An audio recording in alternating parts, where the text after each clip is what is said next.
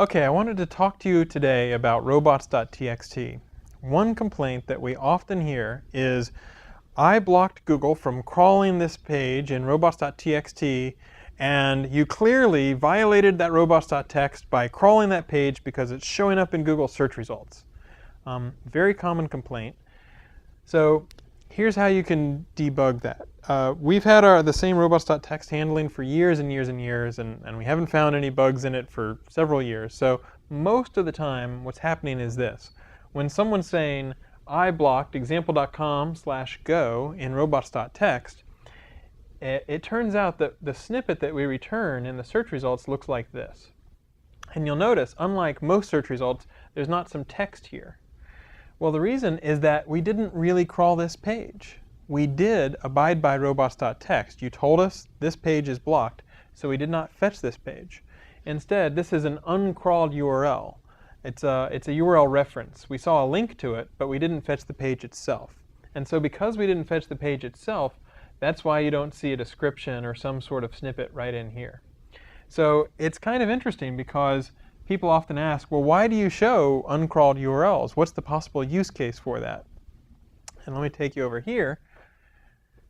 At one point, the California Department of Motor Vehicles, which is www.dmv.ca.gov, had a robots.txt that blocked all search engines. Now, these days, pretty much every site is savvy enough. At one point, New York Times and eBay and a whole bunch of different sites would use robots.txt. So if someone comes to Google and they type in California DMV, there's pretty much one answer, and this is what you want to be able to return.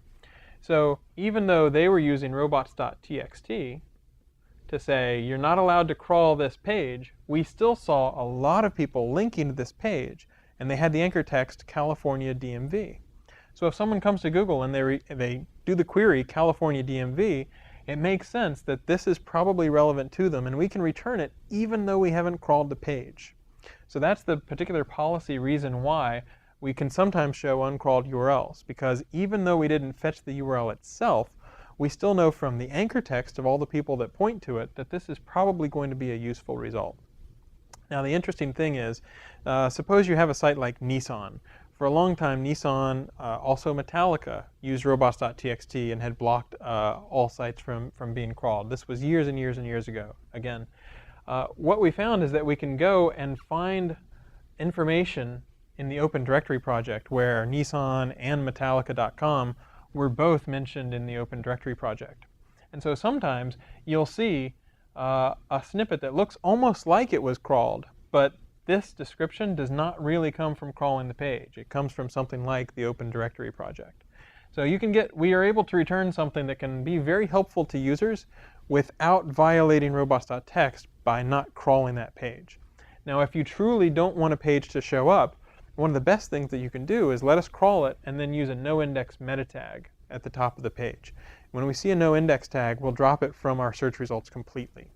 Another option you have is you can also say, use the URL removal tool. So if you block a site completely in robots.txt, then you can use the URL removal tool and remove an entire site from Google's index, and then it will never show up in that way as well.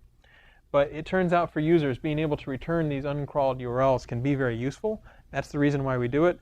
And most of the time, probably 90% of the time, when someone says, you're violating my robots.txt, you've clearly crawled these pages, what's really happening is we're able to return that uncrawled URL reference. And so that's what's going on. It's not that we crawled those pages. So those are a couple easy ways that if you don't want your sites or your page to show up, you can block us in robots.txt and use the URL removal tool, or on all the different pages you can use the noindex tag. And then once we crawl that page and see the noindex tag, we'll drop that page from our index completely.